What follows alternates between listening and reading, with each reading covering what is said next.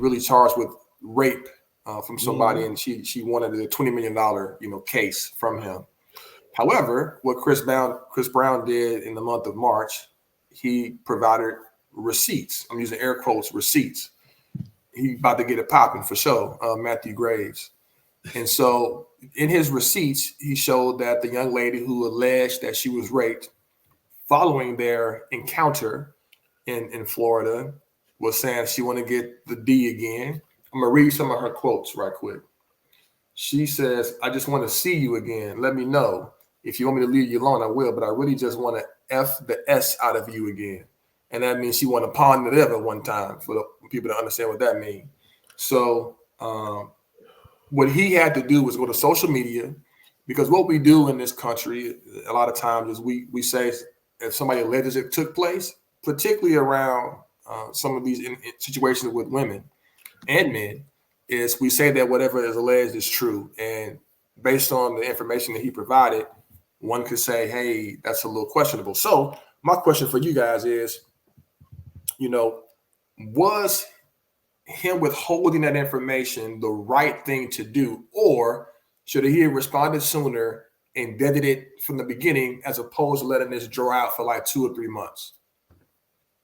Just because she wants to hit later doesn't mean that episode that she's talking about was not sexual molestation or rape or assault or what have you. Let me add something that I didn't say, because I thought she might have did his research, but clearly she didn't. Her attorney, after he provided his information on social media, said, you know what? I'm straight, and they bowed out gracefully. So now she is not represented. Typically, when that happens, that means the lawyers are like, your case has a lot of holes in it, and I can't defend you. But it still could mean what she said it happened. All that to say, I mean, at this point in 2022, most people conduct their communication via DMs, texts. Everything's written anyway, so it's all been spelled out. It's unfortunate. She's caught up.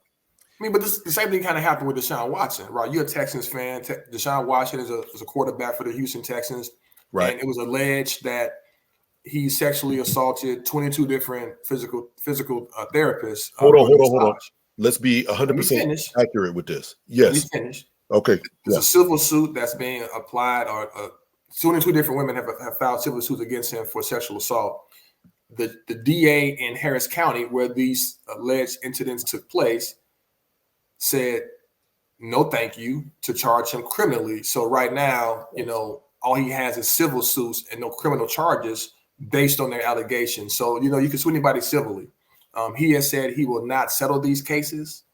But I say that to say, when we think about the numbers of people who are alleging these things occurred to them, it's easy to say, you know what, that's more than likely that took place. Do we need to place more, let's wait and see, have more of that mentality? Or should we just kind of jump out there and say, you know what, because everybody is saying it, that has to be true, or more than likely that took place? Yeah, when you start throwing out like criminal justice experiences and all that, and then civil justice, I mean, we know from OJ, you could be found not guilty of a crime, but be found civilly guilty of the crime in civil court and have to pay the fine. So, the burden of proof just looks different in each of those courthouses. I would say like consent is really tricky when it comes to the law, and depending on what jurisdiction you in, just being intoxicated, you could be, in some states butt naked, jumping up and down, screaming, "Take me, I'm yours." But if you drunk, legally you can't give consent. If your judgment's impaired, legally you can't give consent. So she could be on a text message, "Yeah, I want to F you again."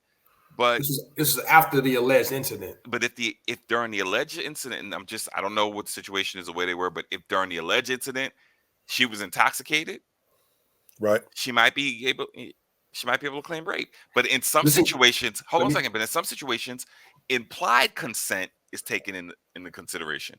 So she could have implied consent, which erased other stuff. So it's just real tricky. I don't get into it. So I am with the whole, let the court system sort it out. not the court of public opinion. Right. As a matter of fact, I'm thinking, Chris Brown, you just worried about your image because I mean, really, you shouldn't by this time. I mean, worried about your image, that ship done sailed. So you should have, as soon as you had those text messages, shared it with the lawyers, let that be what it is, and keep it moving. Well, he also shared a text that she sent to him that said, "You knew," she said, this is from the accuser's perspective, "You knew full well I wasn't pressing you about no D. You told me to stay, and then you're going to try to play me. Nah, that's crazy. I didn't deserve that, but you definitely got it." After that alleged text is when she kind of said that, hey, he raped her. And then following that was when she was like, "I just want to see you again. You know, I'm doing too much."